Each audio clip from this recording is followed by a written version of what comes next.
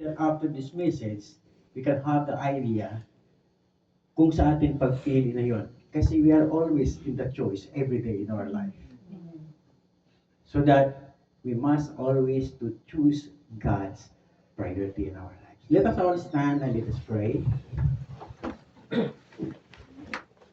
Hallelujah, praise you, Jesus. Panginoon, maraming salamat, O God, sa umaga pong ito, sa iyong mga anak na dito na dinako mo sa lugar nito, O God, upang makinig ng iyong banal na salita. Thank you, O Lord. Hallelujah.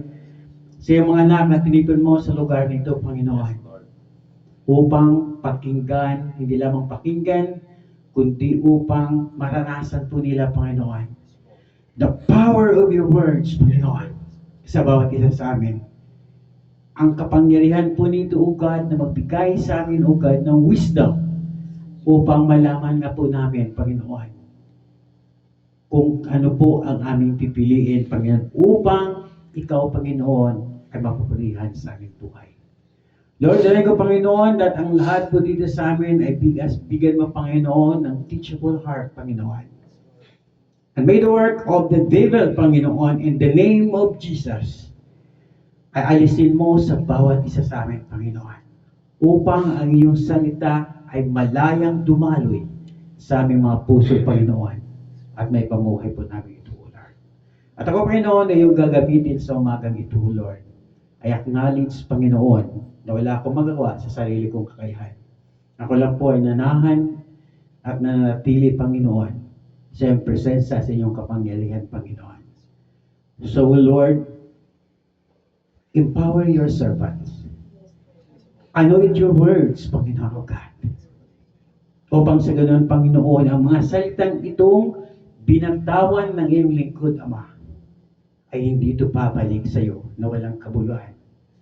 Pagkos ito, Ama, ay magtatagumpay sa aming mga buhay. Purihin ka, O Diyos, sa iyong makapangyarihan, Panginoon, sa umaga pong ito. Ang lahat ito ay minadalangin at nasalamatan sa pangalan ni Jesus. Amen. Amen. Ano po ay mga po?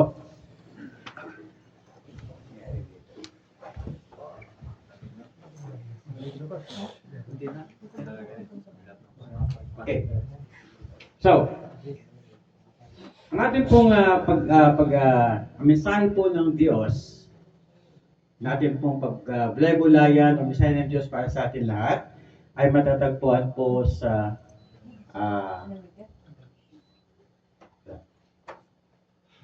hindi pala nakaya. Okay.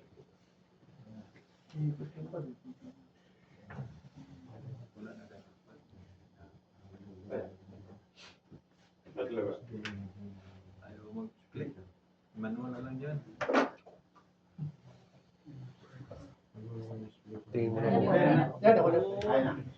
Okay. So Joshua chapter 24, verse 15, ang sabi ko dito, okay, but if serving the Lord seem undesirable to you, then choose for yourself this day when you will serve, whether the gods of your ancestor serve beyond the Euphrates, or the gods of the Amorites in whose land you are serving. But as for me and my house, we will serve the Lord. Amen. Purihin pa ang Panginoon. This is the last farewell speech ni Joshua. Almost at the end of his life nito. Okay? So, alam niyo kung ano ang nais nito ipaabot ni Joshua doon sa mga taga-Israelite. Nais niyang ipaalala sa mga taga-Israelite kung anong kabutihan ng Diyos nang sila'y inilabas sa Ehipto hanggang tinatamasa nila sa ngayon ang kasaganaan doon sa Canaan land. Nais ipaunawa sa kanila ng ating Panginoon on how God's power be with Him, even the destruction of the wall of Jericho. At sabi ni Joshua, pero ngayon, anong ginawa ninyo? You choose to dishonor God. Sabi niya, nagsamba-samba na kayo sa mga Diyos-Diyusan. Okay? Iniwan nyo na ang Panginoon. But even though I see that big picture in your life, kung ano nakita ko sa inyo, it will not affect for me.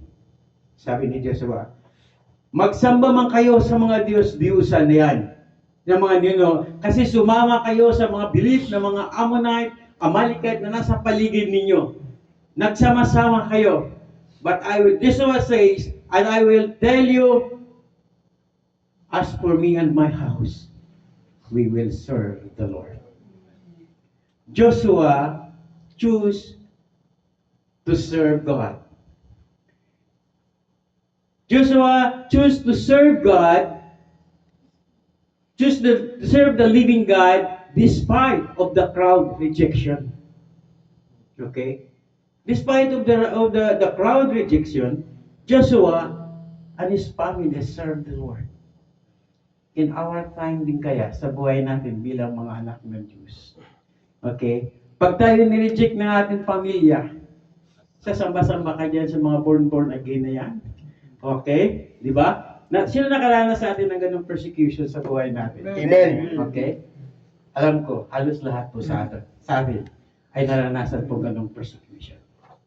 Okay? But Joshua stand firm sa kanyang buhay. Because why? He experienced the goodness and love of God in his life. So in order for us to overcome that mentality, we need to experience God's presence always in our life. Amen. Sabi niya, kung kayo man, ang sabi niya, ay magsamba-samba kayo sa mga Diyos-Diyosan yan o kung ano pa man, ngunit ako at aking family ay maglilingkod sa Diyos. Can we say that to our family or can we say that to the people around us who persecuted us? Amen. Kaya ba natin sabihin yon? Amen. Purihin po ang Panginoon. Yun po yung pagpinili po natin to honor God. If you want to honor God in your life, you have to choose the right priorities. Habang po tayo, kapag hindi po natin pinili ang kalooban ng Diyos sa ating buhay, at sumama po tayo doon sa anuman ang mga tao nasa ating paligid, mga kapatid, you dishonor God.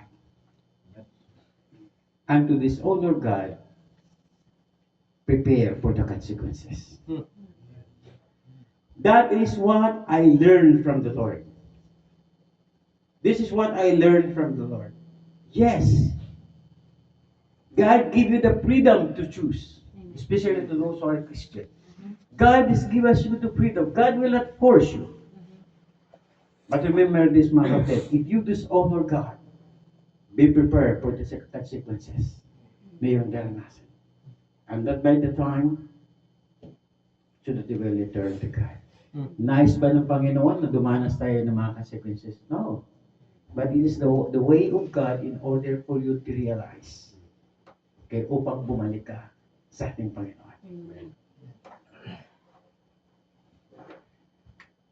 So kaya nga mga kapatid, piliin natin lagi sa ating buhay. Gayahin natin si Joshua. Okay, gayahin natin si Joshua sa ating pong mga buhay.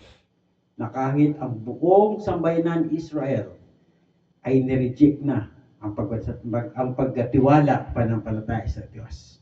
Subalit si Joshua ay may katapangan sinabi, ako at aking sambayanan ay maglilingkod sa Diyos.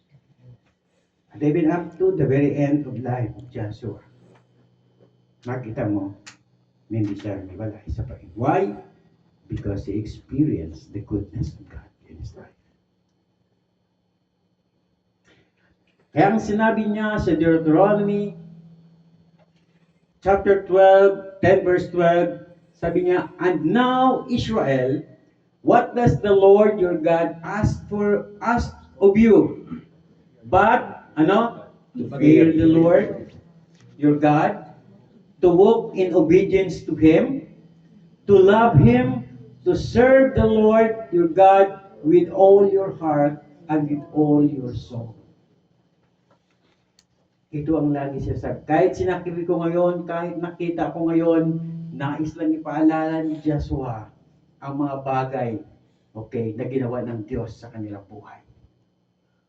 Nais niya ito ipaalala kayo, ang sinasabi niya sa mga tag-Israel. Sa atin mga Kristiyano, mga anak ng Diyos, sa ngayon, ano ang nais pinapaalala sa atin ng Panginoon? As a Christian, our number one priority should be at every season in your life. God is in every season in our life. Ano ibig sabihin po noon? Sa anumang pagkakataon, dumanas ka man ng pagsubok, okay? Piliin mo pa rin ang Panginoon. Nakita mo man ang mga hindrances sa iyong buhay, na kung minsan halos hindi mo na sa sarili, hindi mo na makaya, but still, we have to choose God. Amen. Walang malaking hindrances or mga obstacle na hindi kaya ng Panginoon. Amen. We can overcome it. Kaya yun ang naisip abot sa atin ng Panginoon sa oras na ito. We must only to choose God in our life. Kaya sabi niya sa mga Kristiyano sa atin ngayon, sa Romans chapter 12 verse 1 and 2, ang sabi dito, brother and sister, in view of God's mercy, to offer your bodies as a living sacrifice, holy and pleasing to God. That is true and proper worship. And then the next, do not be conformed to the pattern of this world, but be transformed by the renewing of your mind. Then you will be able to taste and approve what God's will is, this good, pleasing, and perfect will of God. Yun ang nais ng Panginoon sa atin ngayon bilang mga anak ng Diyos. Okay?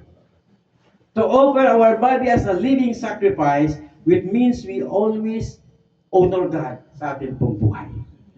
Which means we always honor God. Whatsoever the circumstances, ano man yan dinadaanan natin kahirapan. Lahat naman tayo ay dumanas ng paghihirap, di ba? Lahat tayo dumadanas ng mga problema, di ba? Amen. Sino walang Kristiyano dito walang problema? Mga kapatid, kung wala kang problema, ay examine mo ng sarili mo. Okay? Kasi, sabi ng Panginoon, part 2 yan ng buhay Kristiyano. Kasi pag wala tayong problema, ay baka nakalimutan natin ng Panginoon. Kasi wala tayong problema eh. Okay? Pero subalit, kung lagi po tayong may problema, ibig sabihin, pinapatatag lang tayo ng Panginoon. Amen. Kaya ang Amen. problema, alam mo, dapat ipagpasalamat natin sa Panginoon yan. Hindi lang yung blessing, okay? Kasi kung blessing lang ipagpasalamat mo, sigurado pag babagsak ka. Pero kapag ang problema ay pinagpapasalamat mo sa Diyos, I am blessing doon. Susunod yun. Kasi na-overcome mo ang mga bagay. Because in your life, beside of all those things, you still honor God. Kaya yun po ang nais ng Panginoon sa Diyos. Kaya sa paglilingkod po natin sa Panginoon, mga kapatid, okay? Ako, mga mabuti nga ngayon, sabi nga kanina ni Pastor John, mabuti nga ngayon, no? Napakadali na lang, okay? Noong unang panahon, napakahirap. Hindi lang yung mahirap at manundo. Noong unang panahon, manundo ka. Ayan si Brother Joel. Alam mo, pag nanundo, kailangan mo pa akitin sa fourth floor kasi wala pang cellphone noon. Ang ngayon, sa dali lang, bro, parating na kami, bumaba ka na. Ay noon, pag nanundo ka, kailangan mo pa akitin sa lahat, sa taas. Ang problema, pagdating mo doon, pagkatok mo, ay naliligo pa. Kumisan, kagigising lang. Bro, kagigising lang ako mag-aktay ka pa sa baba. What sacrifice we did sa mga servant ng Panginoon noon. That because we choose to honor God, kailangan ito gagawin yun. Because your work is not for you or is not for Him, but it is for God to honor Him. Ngayon, sandali na lang eh. Isang text lang. Ito, doon, wala kasing cellphone eh. Doon, wala kasing isang text lang. Baba ka na. Dali lang, daanan mo na lang. Ay noon, talagang napakatindi. Bakit? Yun ang dapat po natin gagawin sa ngayon. Ito yung sinasabi ng Panginoon na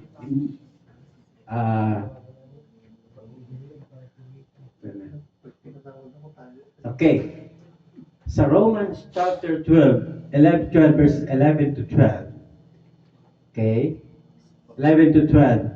Ito sinulat sa Tagalog para mali sa maintindihan. Para talagang pumasok sa ating puso, no? Sa mga naglilingkod sa Panginoon. Whom to choose to honor God. Sabi po dito, magpakasipag kayo. Okay? Magpakasipag kayo at huwag magiging Tamad. Kaya may sabi noon, sabihin niya sa Panginoon, sabi daw, magpakasipag kayo at huwag maging tamad. Buong puso kayong maglilingkod. Okay? Maglilingkod sa Panginoon. Magalak kayo dahil sa iyong pag-asa. Yun naman pala eh. May pag-asa naman pala na hinihintay eh. Di ba? Kaya kailangan talaga sabi ito, huwag tayo maging tamad. Maglilingkod po tayo because as we choose to honor God, may pag-asa pala tayo. Alam niyo, dito sa mundong ito, nandun na lagi ang provision ng Panginoon na atin pong inasahan. But after this, mayroon pang pag-asa na darating sa kabilang buhay.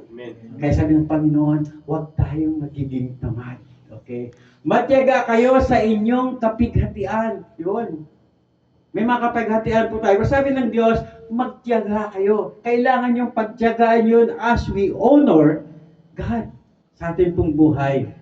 At palaging malaga, manalangin. Okay? Napakahalaga po yan sa ating pong Panginoon. Okay? So, therefore, we have to choose katulad po ni Joshua sa ating pong buhay. Agree ba kayo sa buhay ni Joshua? Amen. Okay? Are we willing to serve God even though ang lahat na nakapaligid sa atin ay against sa atin? Amen. Even though Amen. that we reject in the family because of God, are we still say, as for me and my house, we will serve the Lord? Amen. Pwede pa ang Panginoon. Dapat ganun tayo. As we honor God, no one can change that one. Wala po pwede magbabago sa atin. Some other I know even nireject po ng kanilang mga mahal sa buhay. I suffered rejection during the first time when I became a Christian. But glory and honor to God. Glory and honor to God. Glory and honor to God. Sa ngayon po ay sa ngayon po ay most of our family is really Christian. If we did not honor our God, ewan ko saan na kami ngayon. Okay? But really, I would like to challenge everyone. Sabi nga kanina ni Pastor John, 2088 pa daw. Okay? So, alam niyo, kung hindi natin in-honor yung Panginoon, we don't have a right direction sa ating pong buhay. Wala po tayong direction po sa ating buhay. So we should follow, or we should always sa ating pong puso ang buhay po ni Joshua sa ating pong buhay. Okay. Sino nakakilala niyan? Amen. Okay. Si Moses. Okay? At yung burning bush, yung lumiliyap. Okay.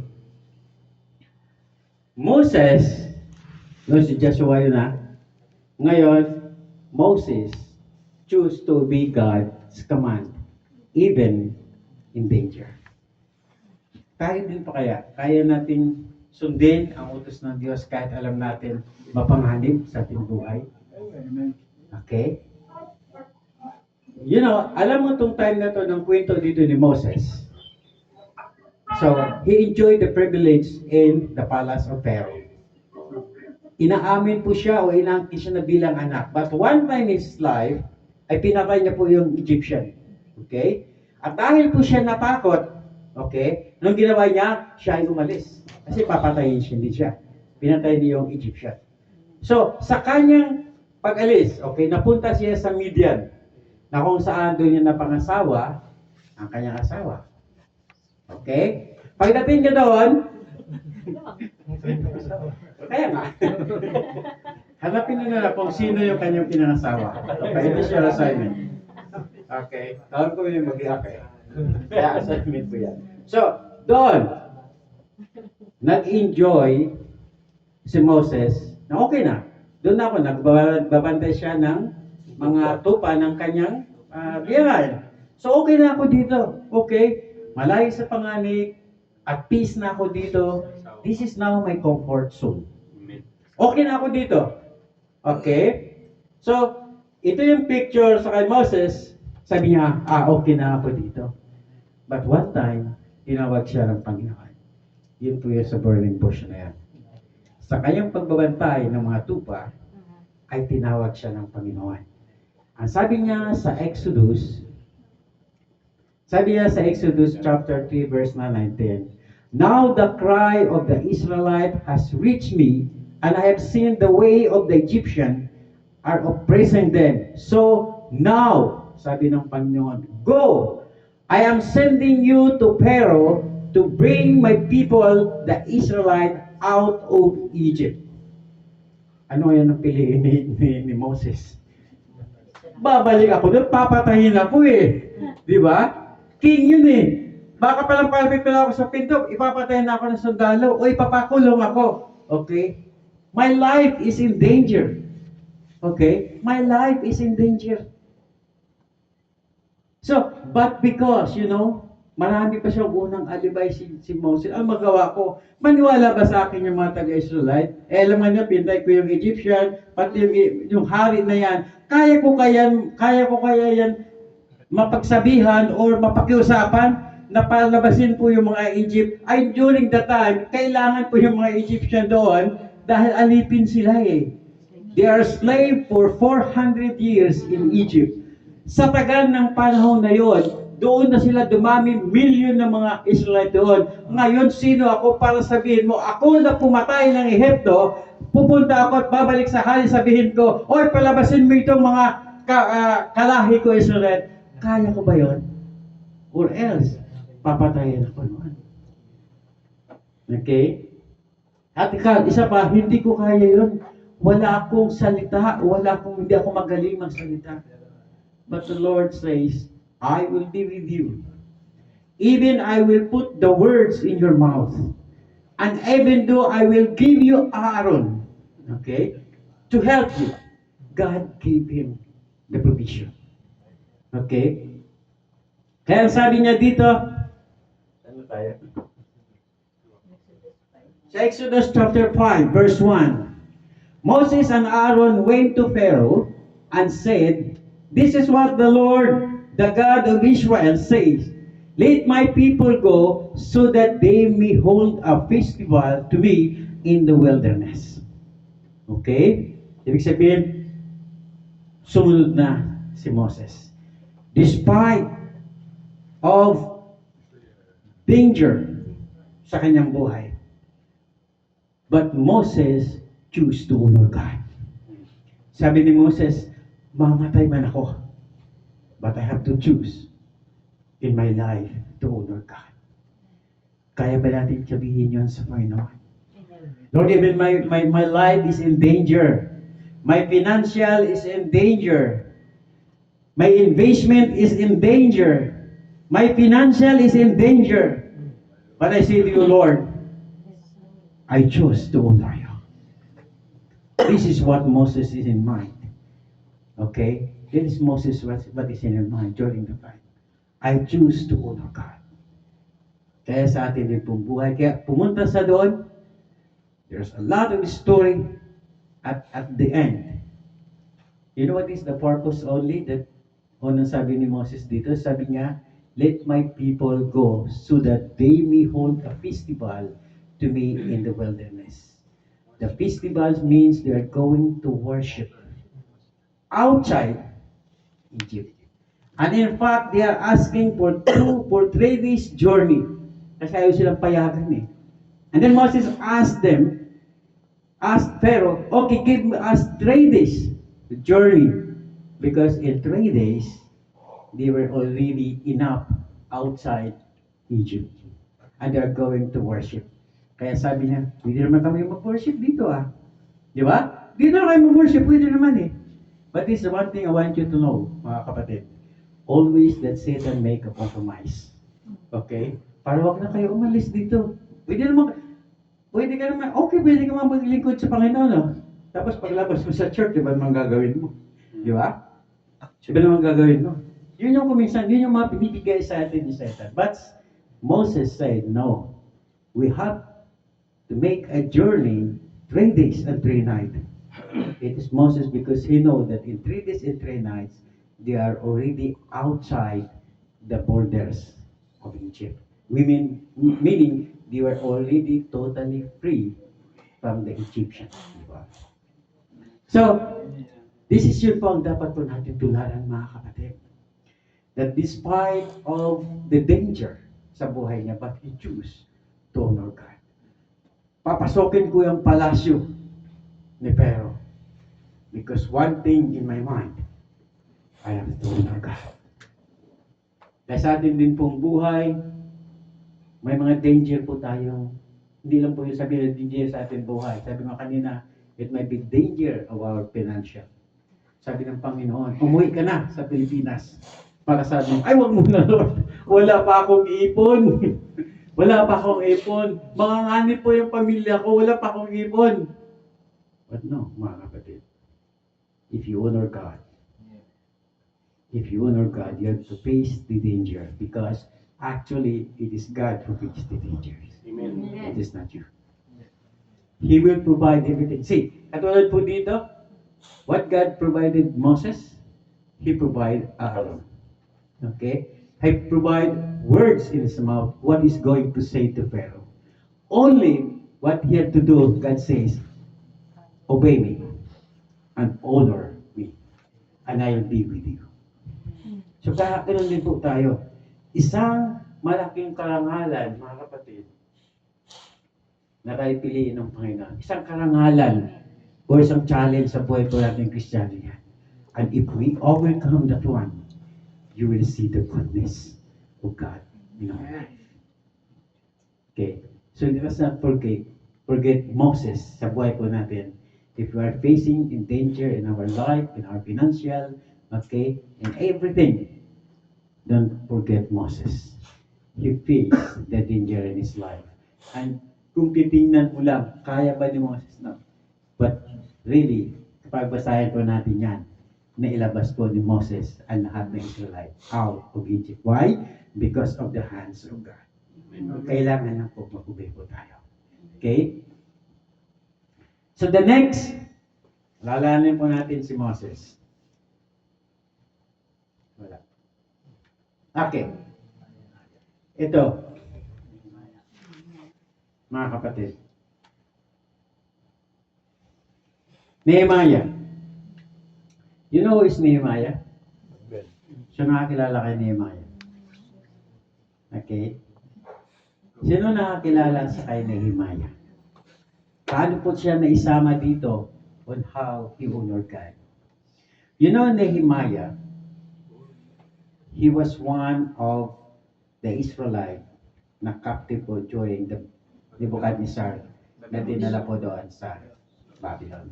And in fact, during this time, natalo na po yung Babylon, Syria na po yung naganoka. Okay? So, Nehemiah, he enjoyed the privilege with the king. You know why? Nehemiah is a king bearer. Nakita niyo that? Nehemiah is a king bearer. Anong king bearer? Ito po yung, pag bumigay ka ng alak sa hari, kailangan inumin mo muna. Tikman mo muna kasi baka may lason, ikaw yung unang mamatay. Kung may pagkain ka, tikman mo muna bago mo ibigay sa hari. So could you imagine the relationship between him and the king? Meaning that the king has a fully trust with Nehemiah. And he enjoyed the privilege in the palace. With King Artaxerxes. So he enjoyed the privilege, Nehemiah.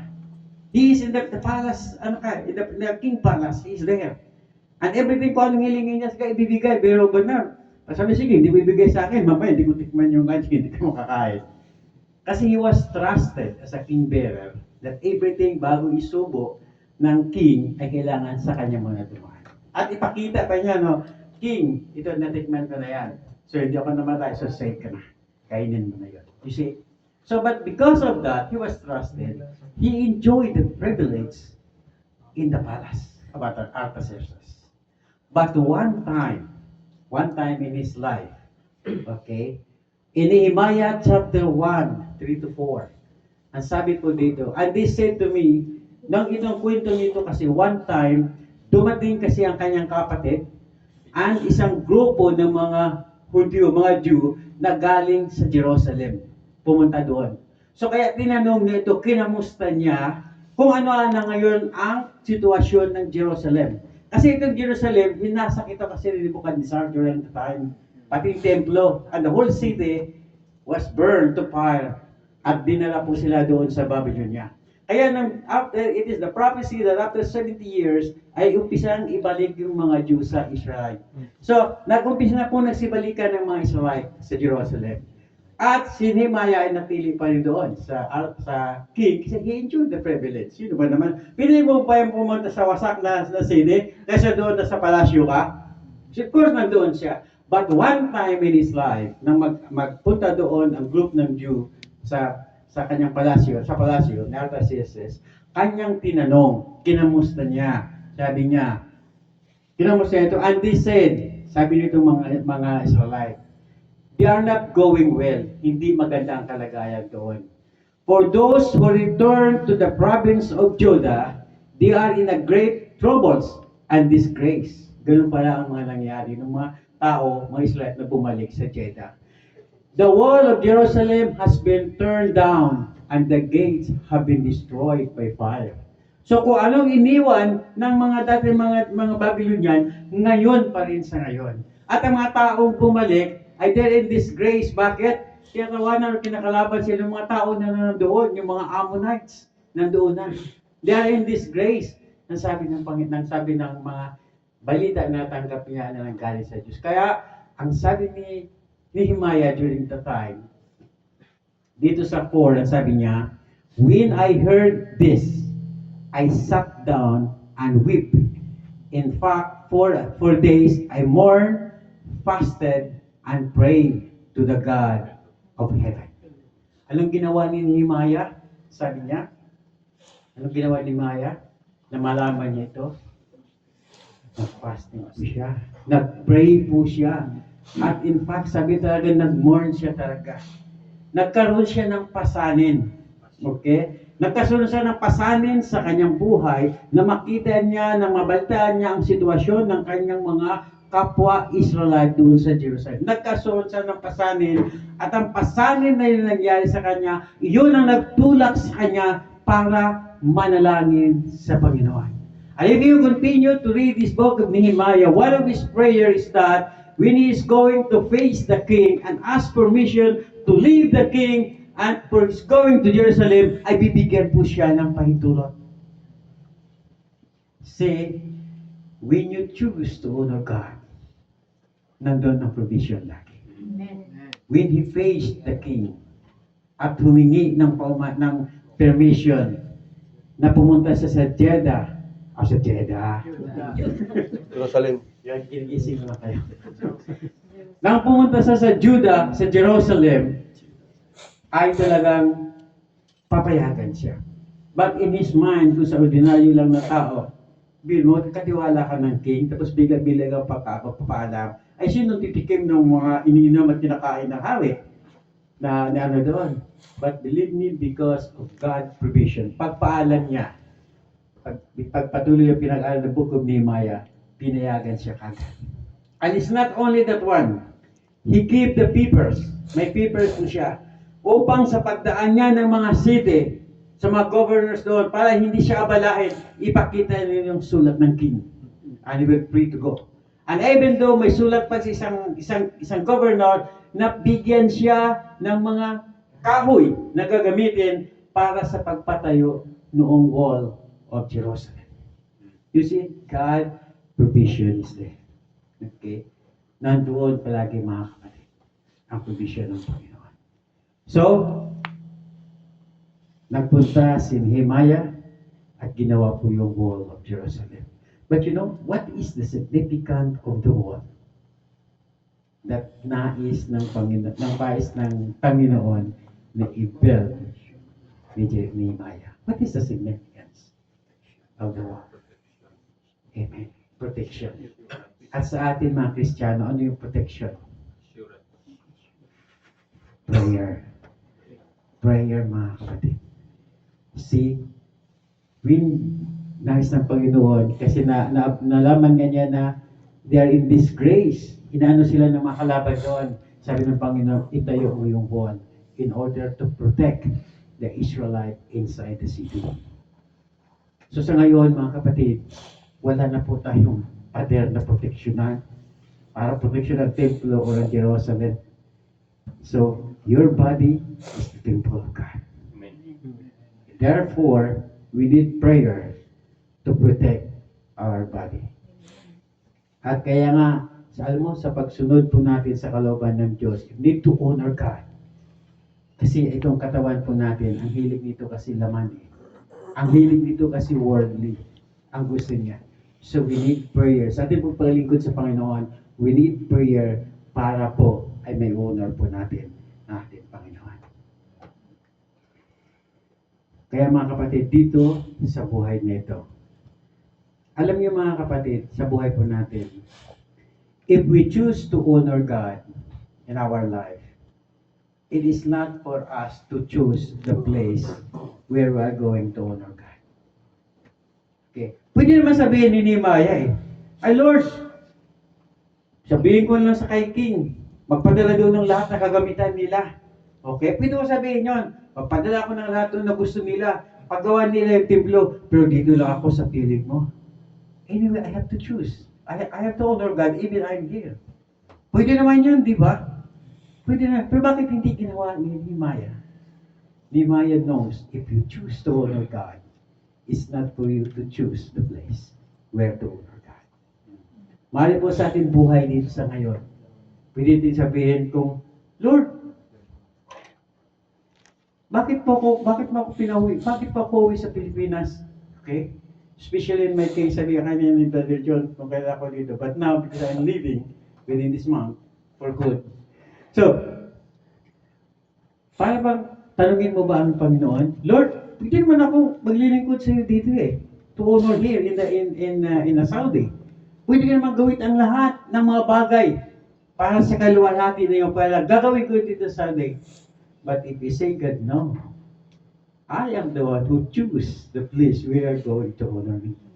If the Lord say, okay, go back to the Philippines we're in, there, no, doon mo ako i-honor sa lugar na yun. Kailangan mo yung sundin, mga kapatid. Sabihin natin, Lord, pagdating doon, paano ang mangyari? Paano ang mangyari? Mamimiss ko po ang fellowship dito sa Saudi Arabia. Kaya nagkwentuhan kami dito kanina eh. Kung kayo po ay pinauwi ng Panginoon for good sa Saudi Arabia, anong unang-unang mo mamiss dito sa Saudi Arabia? Gawain. Gawain. Eh, may gawain din naman sa Pilipinas. May church. Dito, may church din sa Pilipinas eh. Ano ang na-miss mo dito sa Pilipinas, sa Saudi? Pag nandun ka sa Pilipinas? Ha? Fellowship? Okay. Dito tayo yung mga kapatid. Alam niyo kung ano ko na may-miss ninyo? Kapsa.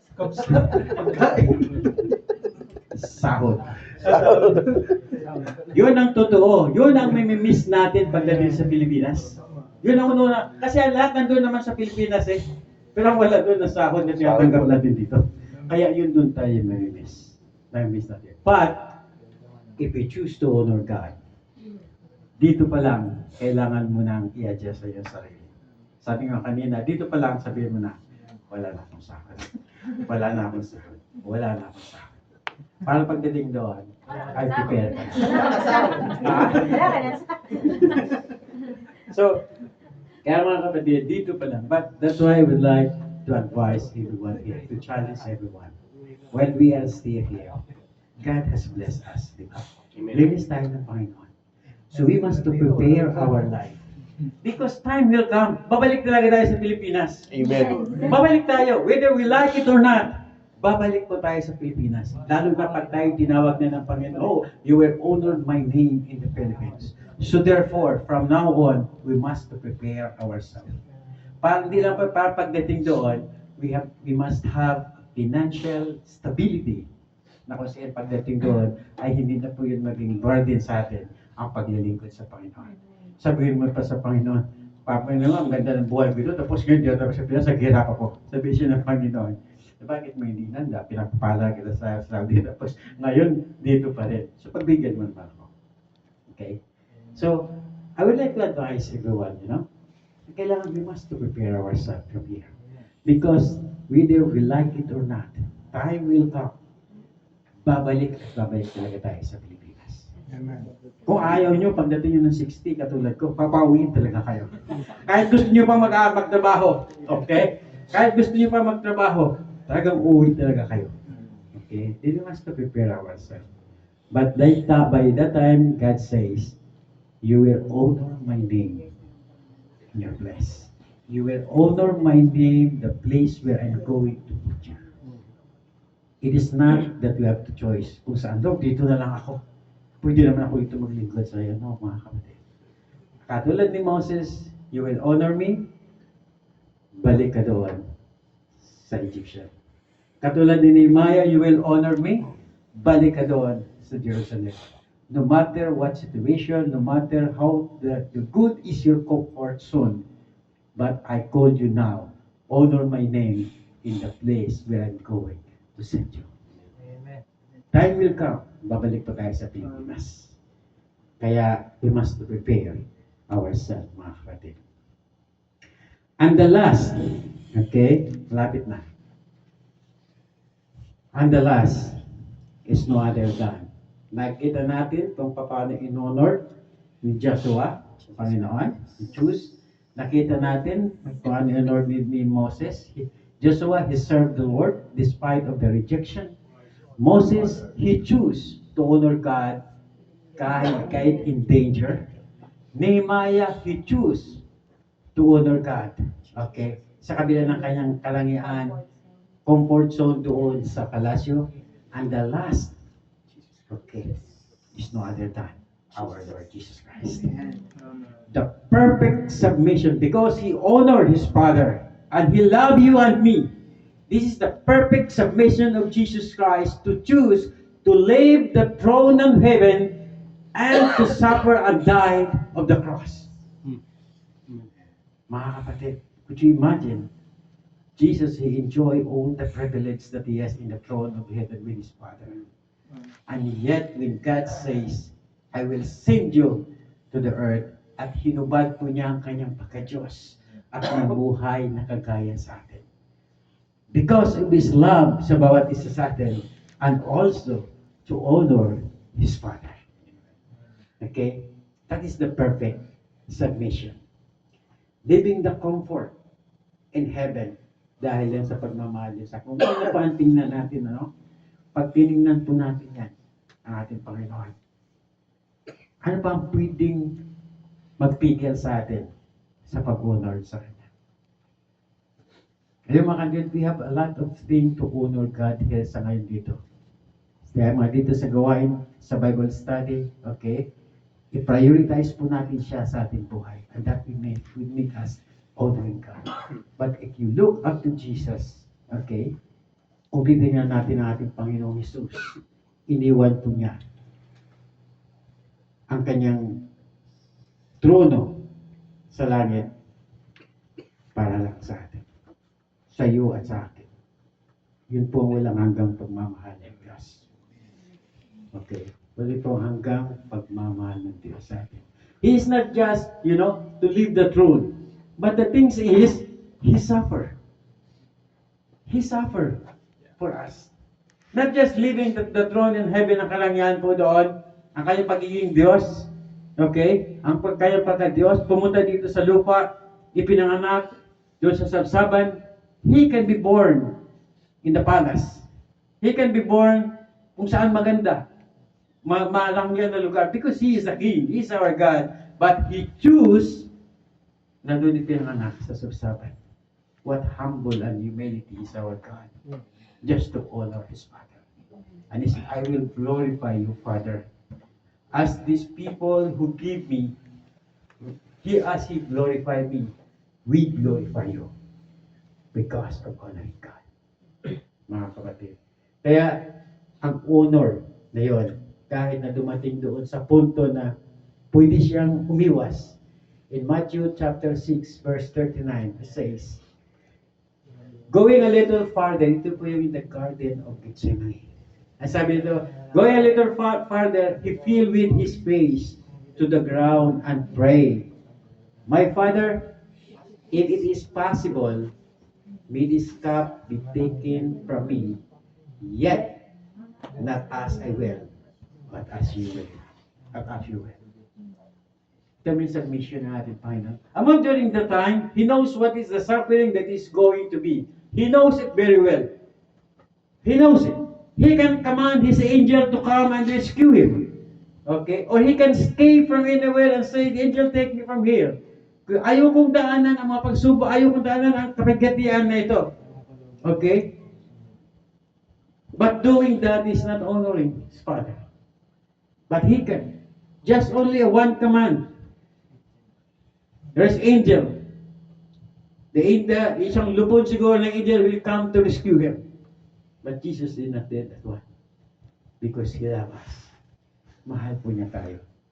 Kaya mas pinili niya ang mamatay sa cross para lang tayo may balik sa Diyos. Okay? Para lang tayo may balik sa Diyos. Kaya yun ang lagi natin isipin po sa ating buhay. Dumanas tayo ng mga pagsubok dito, wala pa po yan katiting sa pag-ibig at pagmamahal ng ating Panginoon. Okay? Wala pa po yan. Dadanasin pa natin yan dahil yun po ay sa pagmamahal ng ating Panginoon.